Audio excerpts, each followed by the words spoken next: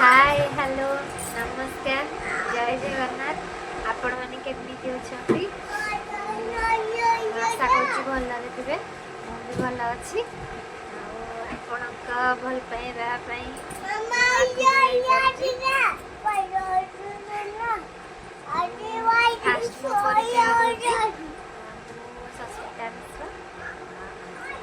केवल short video ही बनाए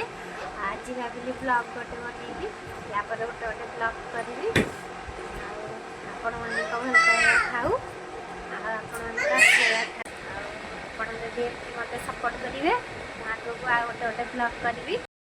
तो मो शॉर्ट वीडियो खाली देखिए आज ब्लॉग करी ब्लॉग देखिए या गोटे गोटे ब्लॉग करी आपण भल पाइबा खाऊ आपण मुझे आगे बढ़े बढ़िया चाहूँगी मत सपोर्ट करूँ